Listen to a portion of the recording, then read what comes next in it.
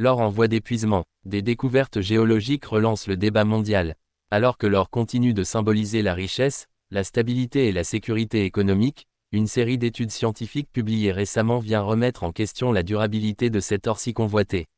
Selon plusieurs experts, les réserves mondiales d'or pourraient s'épuiser d'ici 15 à 20 ans, en raison de la rareté croissante des gisements exploitables et de l'augmentation constante de la demande.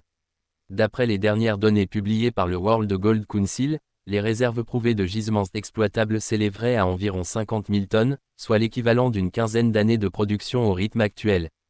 À cette pénurie annoncée s'ajoute un défi technologique, les nouveaux gisements sont plus profonds, plus pauvres en teneur et plus coûteux à exploiter. Une équation qui oblige les industriels à revoir leur stratégie, tandis que les économistes s'inquiètent déjà de possibles tensions sur les marchés. Mais une autre révélation attire l'attention, l'or de notre planète ne proviendrait pas seulement de météorites ou de la croûte terrestre, mais remonterait des profondeurs du noyau via les panaches mantéliques. C'est ce que suggère une étude publiée dans Nature en juin 2025, après la découverte d'isotopes rares de ruthénium dans les basaltes de l'archipel hawaïen.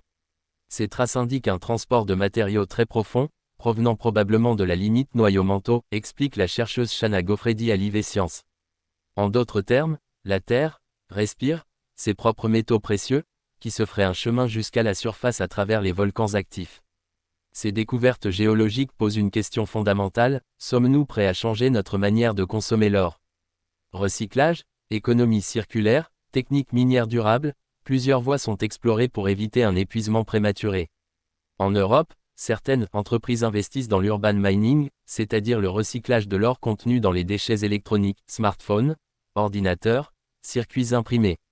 En parallèle, la recherche s'oriente vers l'exploitation de gisements ultra-profonds ou sous-marins, avec des risques écologiques encore largement débattus. Ce que révèlent ces recherches, au-delà des chiffres, c'est la fin d'un cycle. Non pas celle de l'or, mais celle de sa surconsommation insouciante. L'or ne coule plus à flot, il ruisselle lentement, précieusement, depuis les entrailles brûlantes de notre planète. Et ce trésor millénaire pourrait bien devenir, dans un avenir proche, un marqueur de conscience écologique autant qu'un étalon de valeur.